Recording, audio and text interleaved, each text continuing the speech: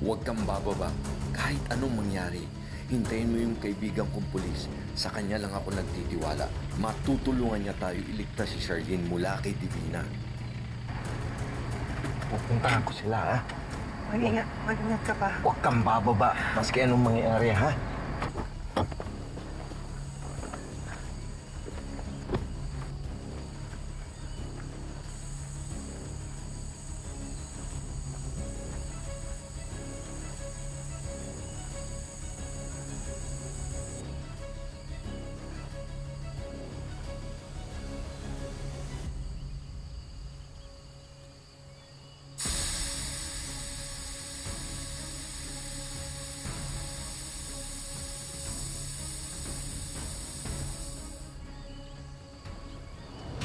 Huli ka!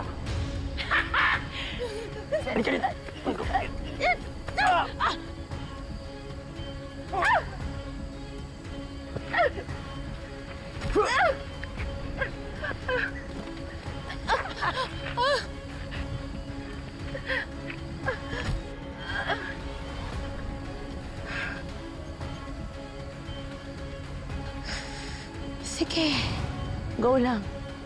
Takas ka pa. Game over na to, Charlene, dahil mauuna ka sa impyerno. Ikaw ang mauuna sa impyerno sa dami mong pinatay. Sorry na lang, pero mauuna ka talaga!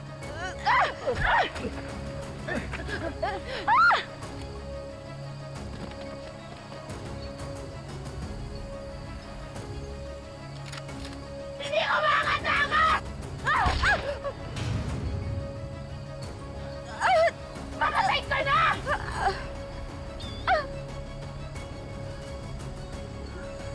Baka si Charlene na yun. Huwag naman sana. Ang tagal kong pinagkait sa kanya ang totoo.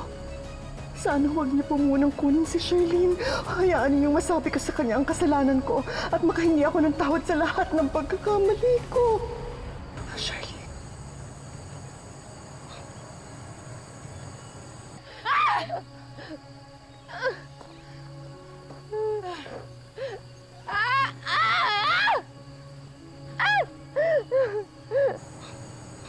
Maswerte ka, kulang ako sa practice. Pero sa susunod, babarilin kita sa utak mo, gaga ka! Ano? Hindi ka ba magmamakaawa man lang? Bakit ako magmamakaawa sa'yo? May natitira ka pa bang awa? Kahit si Satanas mahiya sa'yo. Talagang kaya mo bang magpatawa? Kung alam mo lang yung totoo. Kung alam mo lang yung gusto sabihin sa'yo ni Leilani, maglulumuhod ka sa harapan ko para lang salba ang buhay mo! Bakit? Anong alam niya? Kaya mo ba siya pinagtanggaan dahil may alam siya? Baka. Ikaw ba pumatay kay Dado? Ito na ang last moments mo, Sir Pascual. Your final moment. Sinakayan ako! Ano nangyari? Ang dami kasing epal. Imbes na manahimik na lang sila, gusto pa nila ako i-booking. Gusto nila ako i-expose. Pero lahat sila niligpit ko. Si Leilani, si Dado, pati na rin yung 11 na yun.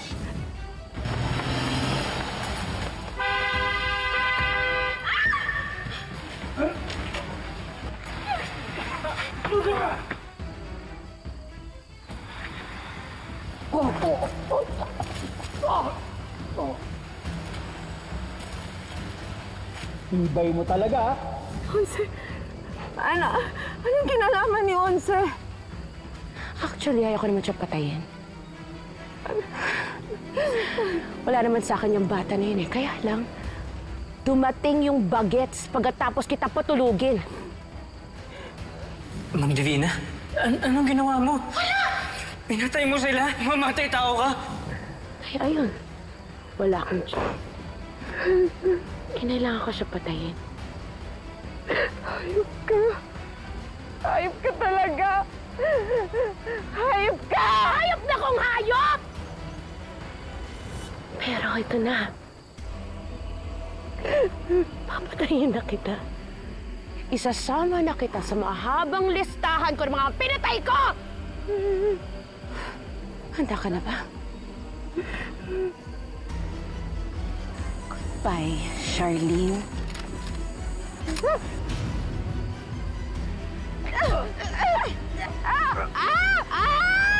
Ano nga yan? Talagang tigas na mukha mo! Tanggapin mo na lang! Mamamatay ka na. Sa labanan nito, ako ang panalo!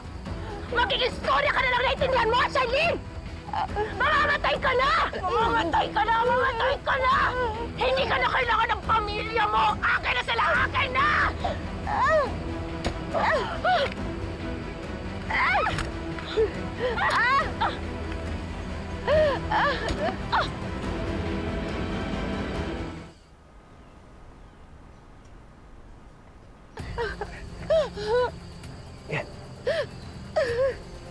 Ayos ka lang.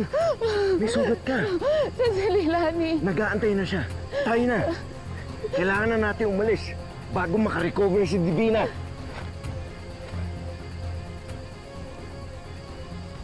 Kailangan ka na rin magamot. Nasaan si Leilani? Andito siya. Charlene! Leilani! Oh, Charlene! Salamat. Ang buti, naabutan ka pa namin. Salamat sa Diyos, buhay ka. Kailangan na natin makaalis bago makabangon si Divina. Anong nangyari sa'yo? Binaril ako ni Divina. Tuluyan na siyang nabaliw. Iya. Dahan-dahan. Dahan-dahan.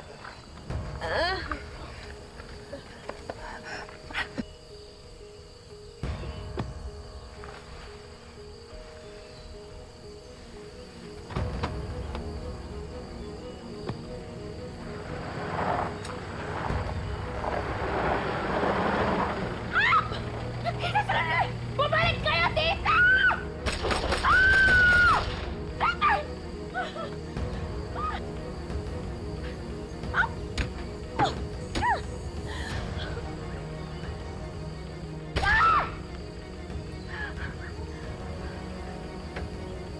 Arnold! Arnold, nagising ka na! Walang kwenta ka talaga! Hoy! Nakatakas na si Charlene! Nagkita na sila ni Leilani! Bangon ko na! Nako, kung gagawin natin. Anong gagawin natin? Hahanapin mo sila! Hindi sila pwede magkita ni Raymond at hindi sila pwede pumunta sa pulis! May expose tayo! Daway-daway lang tayo dito! Alam mo yon? Eh, paano nga? Paano gagawin natin?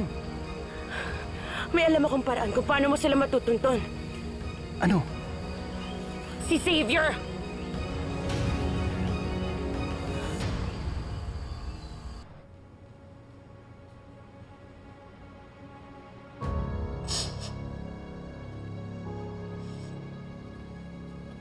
Leilani. Hindi tayo pwedeng tumagal dito. Kailangan natin mapigilan si Divina. Kaya mo na ba? Kakayanin ko. Nasa labas lang si Papa at kinakausap ang mga pulis. Leilani, hindi pwedeng tumakas si Divina. Kailangan siyang maparusahan sa lahat ng kasalanan na ginawa niya. Oo, Charlene. Pero may kailangan ka munang malaman. Bakit? Bakit, Leilani? Napakahalagang impormasyon, Charlene. Patawarin mo ako.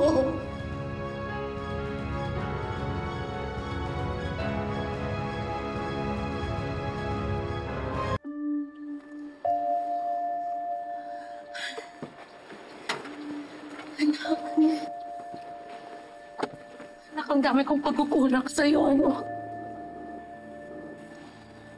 Ma, paano ka? Natulas ako, anak. Nahulog ako sa hagdan. Buti na lang napakapit ako kaya napigilan. Anak, doon ko na-realize na include pala ng buhay. Sa isang iglap, pwede akong mamatay. Pwedeng mawala ka sa akin. Maikli po talaga ang buhay, Ma. Na-realize ko rin po yun nang nawala si Tatay Dado. Pati si Onse. Tama ka, anak. Kaya naisip ko, dapat samantalin natin ang pagkakataon magkasama tayo. Sa tingin ko, dapat magbakasyon tayo. Dapat mag-bonding tayo. Alam ko na, pumunta tayo sa beach. Pero Ma, may pasok pa po ako bukas. Ha? Okay lang yan. Sandali lang naman. Tsaka, madami tayong pag-uusapan. Kailangan natin mag-bonding, anak. Bonding tayo.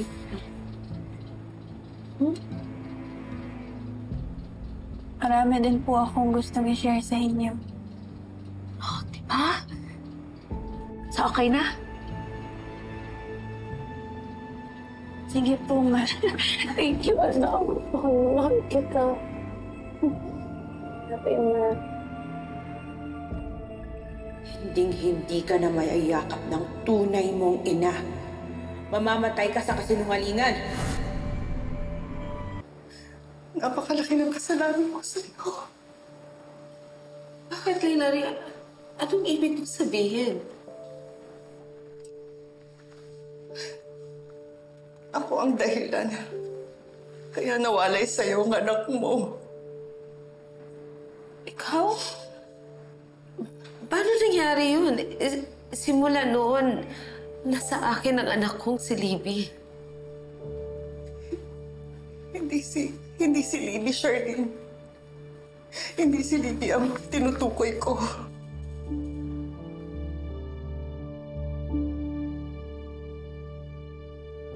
Anong pinagsasabi mo? Dahil hindi mo tunay na anak si Libby.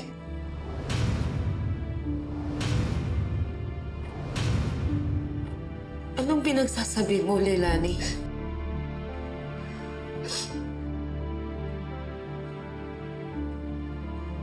Si Libby ay anak ni Divina. At ikaw, ang tunay mong anak ay si Princess.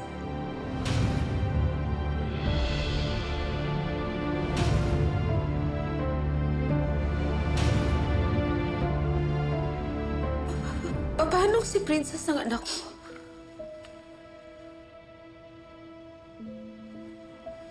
Napakalaki ng kasalanan ko sa iyo, Charlene.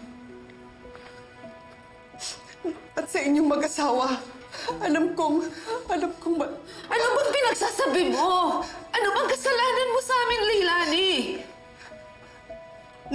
Nung nasa city jail tayo ni Divina,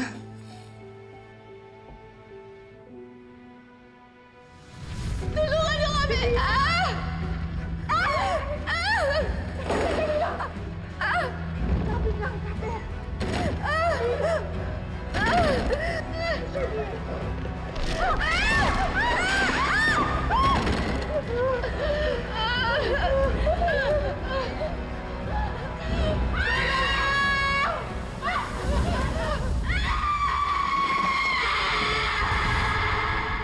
sabay kayong nanganak. Ako ang nagpaanak sa'yo. Charlene, isa! Dalawa! Tatlo!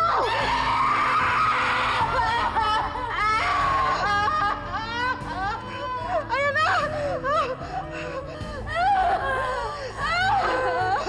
Babae, anak mo. Charlene. Pero nawalan ka ng malay pagkasilang ng sanggol.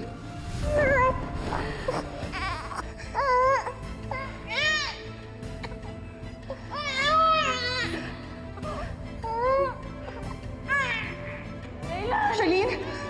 Charlene, gising! Pinagpalit ni Divina ang mga anak ninyo. Ano yung ginagawa mo? Pinagpapalit mo ang baby ninyo? Kang magulo. Ibalik mo yung baby ni Charlene, Divina. Nagaw ni Charlene. Si Raymond at ang future ko. Ito na yung ganti ko. Tumutol ako.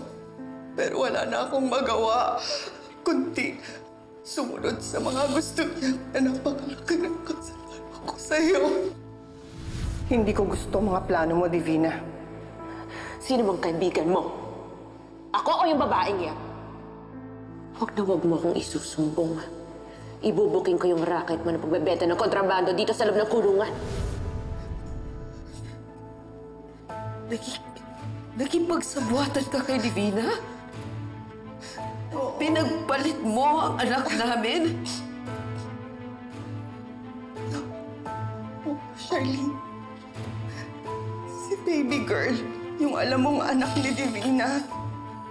Siya talaga ang anak ninyo ni Raymond. Siya na nakuha ni Dado. Si Princess.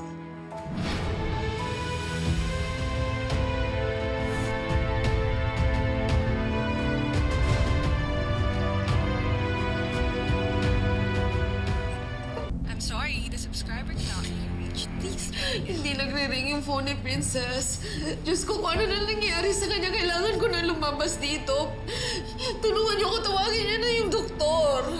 Please, hindi ko siya makontak. Parating na ang doktor. Hingi tayo ng clearance.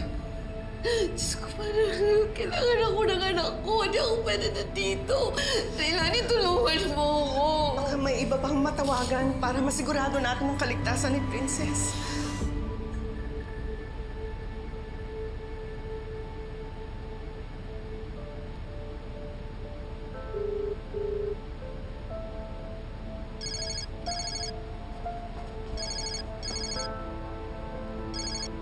Hello?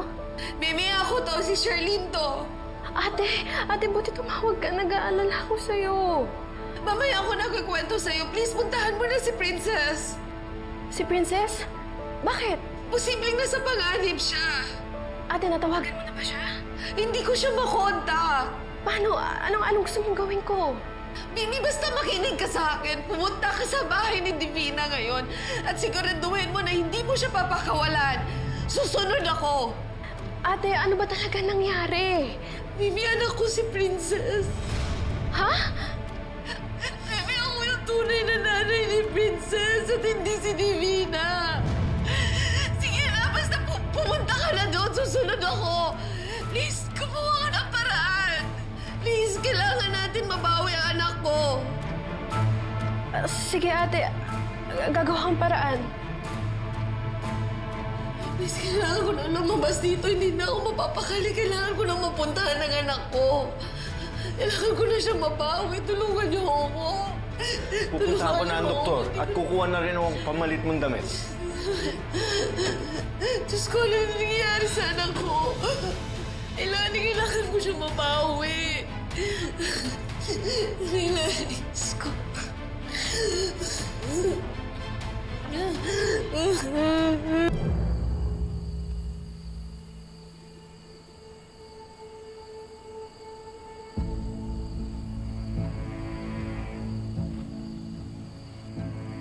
Oo, Sargento.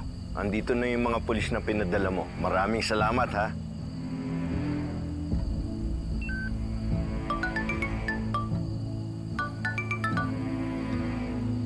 Hello, Lo. Oh, Xavier! Apo! Xavier? Lo, nasaan kayo? Ligtas kami. Huwag kang mag-alala. Andito kami sa isang simbahan, protektado kami ng pulis. Ikaw, nasaan ka? Totoo ba kasama niyo ngayon si Mama? Sino nagsabi sa'yo? At paano mo nalaman? Xavier? Xavier? Anak? Ma? Anak! Miss na kita, anak! Nasaan kayo? Sino ka? Awa ko yung anak mo. Kung gusto mo pang makitang buhay ito si Xavier, sabihin mo!